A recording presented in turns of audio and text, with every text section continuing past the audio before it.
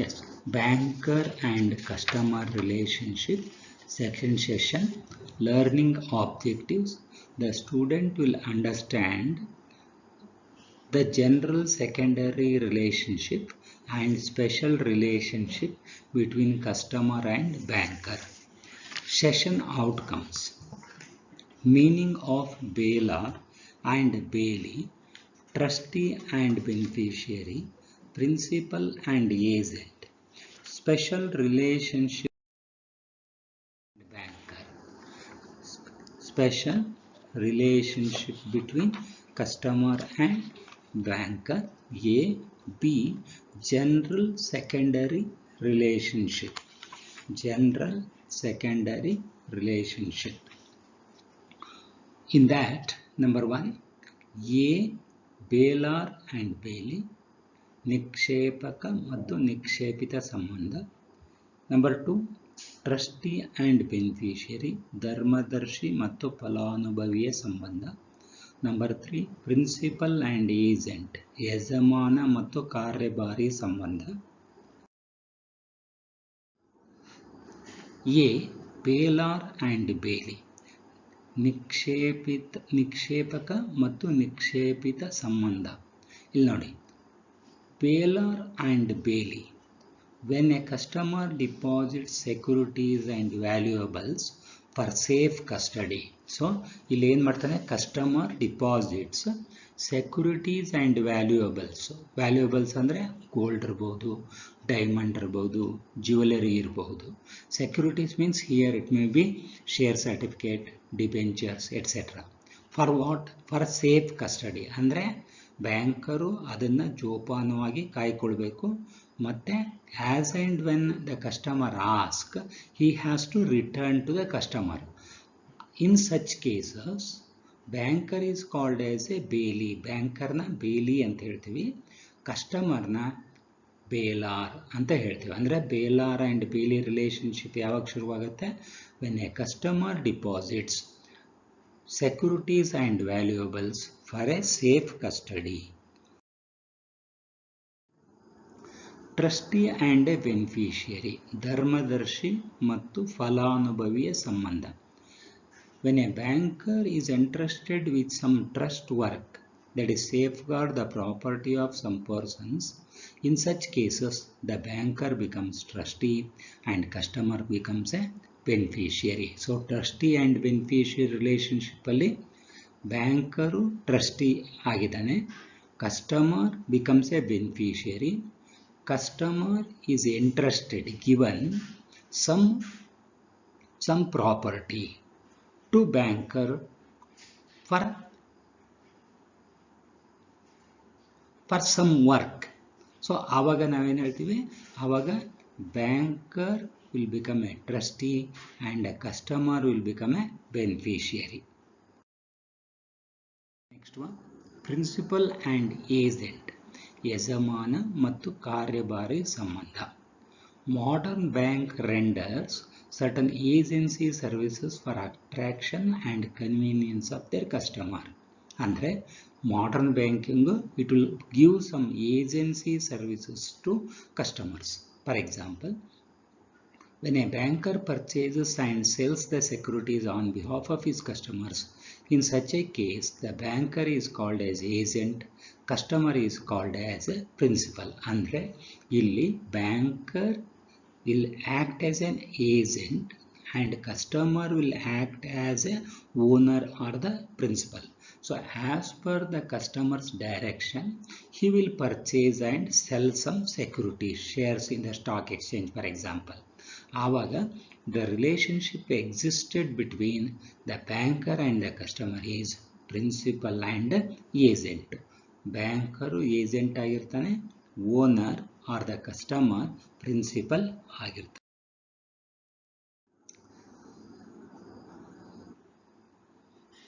ನೋಡಿ, special relationship between customer and banker, ಗ್ರಾಹಕ ಮತ್ತು ಬ್ಯಾಂಕರ್ ನಡುವಿನ ವಿಶೇಷ ಸಂಬಂಧಗಳು. Number 1, obligation to honour the banker cheque, ಗ್ರಾಹಕನ ಚೆಕ್ಗಳನ್ನು ಪಾವತಿ ಮಾಡುವುದು ಬ್ಯಾಂಕರ್ನ ಹೊಣೆಗಾರಿಕೆ. ಅಂದರೆ ನೋಡಿ, It is the duty of the banker, obligation of the banker to honor the checks. ಯಾವಾಗ ಕಸ್ಟಮರು ಬ್ಯಾಂಕ್ಸ್ಗೆ ಚೆಕ್ಸ್ ಅನ್ನು ಪ್ರೆಸೆಂಟ್ ಮಾಡ್ತಾನೋ by himself or through somebody, it is the duty of the banker to honor the checks ಅಂತ. honor the check ಅಂದರೆ ಏನರ್ಥ ಇಲ್ಲಿ ಅಂದರೆ when a check is presented for payment, he has to pay the amount of the check. Cheque ಅನ್ನು ಬ್ಯಾಂಕಿಗೆ ದುಡ್ಡು ಕೊಡಿ ಅಂತ ಪ್ರೆಸೆಂಟ್ ಮಾಡಿರುವಾಗ it is the duty of the banker to pay the money. Obligation to maintain the secrecy of customer's account ಅಂದರೆ so the banker has to maintain the secrecy of customers, confidential information of the customer's account.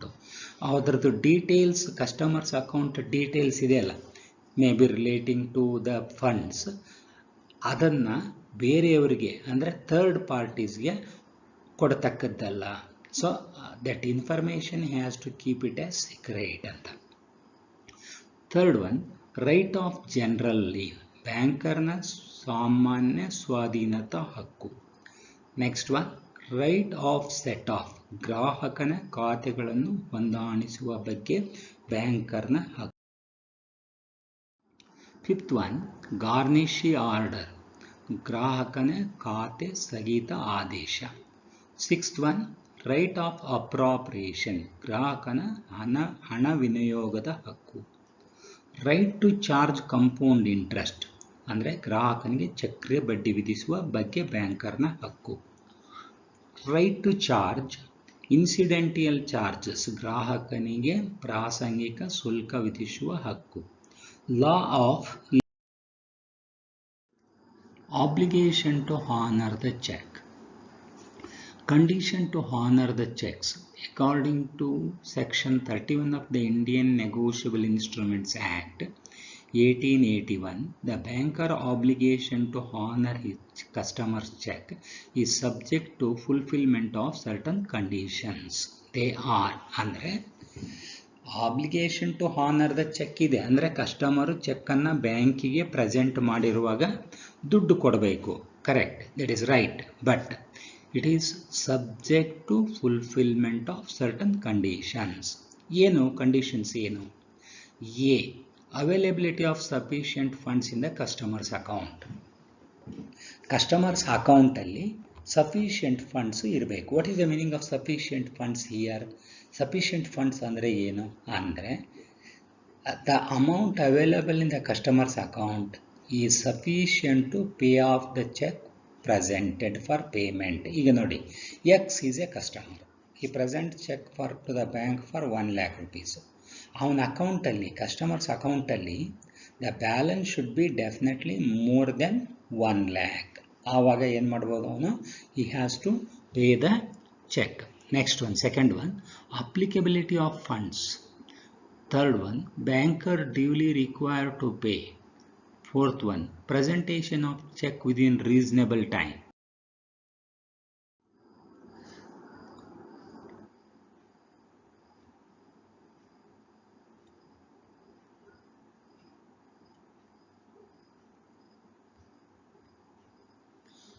ಗ್ರಾಹಕನ cheque ಮನ್ನಿಸಲು ಷರತ್ತುಗಳು ಅಂದರೆ ನೋಡಿ, ಗ್ರಾಹಕನ ಖಾತೆಯಲ್ಲಿ ಸಾಕಷ್ಟು ಹಣ ಲಭ್ಯವಿರಬೇಕು, ಅದೆಲ್ಲ ಹೇಳಿದ್ದೀವಿ. ನೆಕ್ಸ್ಟ್ ನೋಡಿ, reasons for dishonour of a cheque. ಗ್ರಾಹಕನ ಚೆಕ್ಕುಗಳಿಗೆ ಮನ್ನಣೆ ಇಲ್ಲದೆ ಇರುವುದು ಅಂದರೆ reasons for dishonour of customer's cheque ಅಂದರೆ ಈಗ when a customer presented cheque for payment, banker is not going to pay money, he is going to return the cheque, not going to pay money, ದುಡ್ಡು ಕೊಡೋದಿಲ್ಲ. ಅದಕ್ಕೆ reasons ಏನು ಅಂತ. The reasons are, number one, insufficient funds, ಗ್ರಾಹಕನ ಖಾತೆಯಲ್ಲಿ ಸಾಕಷ್ಟು ಜಮೆ ಹಣ ಇಲ್ಲದಿರುವುದು ಅಂದರೆ ಇನ್ customer's account the fund available is not sufficient to pay the value of the cheque or amount of the cheque. For example, ಎಕ್ಸ್ದು ಬ್ಯಾಂಕಲ್ಲಿ ಅಕೌಂಟ್ ಇದೆ ಅಂದ್ಕೊಳ್ಳಿ. In his account the balance is only 1 lakh. but he is presented check for 5 lakhs. So ಅಲ್ಲಿ insufficient funds ಆಯಿತು. The banker is not going to pay the money. He is going to dishonor the check. Next one, stale check ಅಂದರೆ If the check presented for payment contains a date more than 3 months old, it is called as a stale check. STALE, stale check. ಅಂತ cheque ಅನ್ನು payment ಮಾಡುವಂಗಿಲ್ಲ. Next one, third one, post dated cheques presented for payment before due date. ನಿಗದಿಪಡಿಸಿದ ದಿನಾಂಕ ಮೊದಲೇ ಹಾಜರುಪಡಿಸಿದ ಮುಂದಿನ ದಿನಾಂಕದ check ಗ್ರಾಹಕನಿಗೆ ಬಂದಾಗ. ನೋಡಿ, ಪೋಸ್ಟ್ ಅಂದರೆ what is meaning of post dated cheque? The date mentioned on the face of the cheque is yet to come. ಈಗ ನೀವು ಚೆಕ್ ನೋಡಿರ್ತೀರ, ಚೆಕ್ ಮೇಲೆ ಡೇಟ್ ಇರುತ್ತೆ, ಡೇಟ್. ಆ ಡೇಟ್ ಏನು ಬರೆದಿರಲ್ಲ, ಅದು date which is not already completed or it is not the date of presenting the cheque. ಆದರೆ ಬರೆದಿರೋದು ಯಾವಾಗ ಪ್ರೆಸೆಂಟ್ ಮಾಡ್ತಾನೋ ಅವತ್ತಿನ ಡೇಟು ಅಲ್ಲ. The date which is yet to come, ನಾಳೆ ಇರ್ಬೋದು, ನಾಡಿದ್ದಿರ್ಬೋದು, ಅಥವಾ ಇನ್ನೊಂದು ಮಂತ್ ಮುಂದೆ ಇರ್ಬೋದು, ಅಂಥದನ್ನು ನಾವೇನಂತ ಹೇಳ್ತೀವಿ? ಪೋಸ್ಟ್ ಡೇಟೆಡ್ ಚೆಕ್ಸ್ ಅಂತ ಹೇಳ್ತೀವಿ. ಪೋಸ್ಟ್ ಡೇಟೆಡ್ ಚೆಕ್ಕನ್ನು ಹಾನರ್ ಮಾಡಬಾರ್ದು. Next one, when the customer counter minds the payment. ಗ್ರಾಹಕನು ತನ್ನ ಚೆಕ್ಕಿನ ಹಣ ಪಾವತಿಗೆ ವಿರೋಧವಾದ ಆದೇಶ ಕೊಟ್ಟಾಗ ಅಂತ. ಅಂದರೆ customer has issued a check to somebody, but he has informed the bank in writing stating that don't pay the check value of the check. Customer cheque ಕೊಟ್ಬಿಟ್ಟಿದ್ದಾರೆ ಯಾರಿಗೋ ಪಾರ್ಟಿಗೆ, but he has informed to the banker in writing stating that don't honor check number so and so issued to a particular person and value of the check by these rupees 2 lakhs ಅಂತ ಹೀಗೆ ಕೊಟ್ಟಿದ್ರೆ ಆ ಚೆಕ್ಕನ್ನು payment ಮಾಡೋಂಗಿಲ್ಲ. Next, on receipt of garnishee order. On receipt of a garnishee order. So ನ್ಯಾಯಾಲಯದಿಂದ garnishee ಆದೇಶ ಬಂದಾಗ ಇಲ್ಲೇನಾಗುತ್ತೆ? Court ಆದೇಶ ಇಶ್ಯೂ ಮಾಡಿರುತ್ತೆ. ಏನಂತ? So don't pay any amount from customers account. ಯಾವುದೇ ಚೆಕ್ಕನ್ನು ಫರ್ದರ್ ಆದೇಶ ಆಗೋವರೆಗೂ ಪೇಮೆಂಟ್ ಮಾಡಬೇಡಿ ಅಂತ. ಆವಾಗ ಏನು ಮಾಡಬೇಕು? The banker is not going to honour any cheque. Next, breach of trust. ವಿಶ್ವಾಸಭಂಗವಾದ.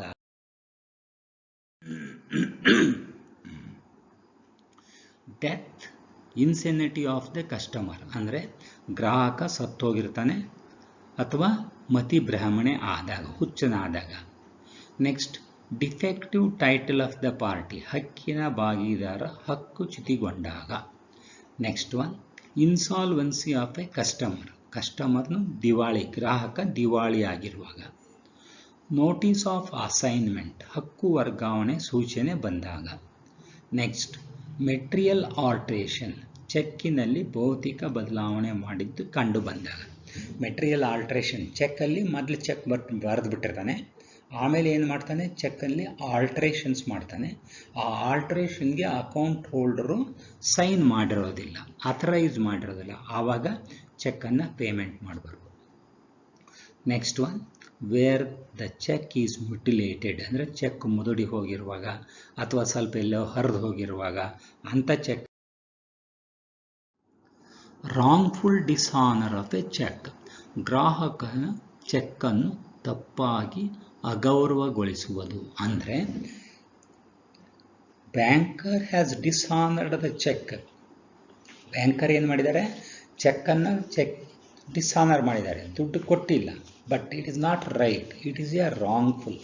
Banker ತಪ್ಪು ಮಾಡಿದ್ದಾರೆ. ಆವಾಗ wrongful dishonour of customer cheque. Dishonour of customer cheque by a banker without giving proper reason is known as a wrongful dishonor of a check.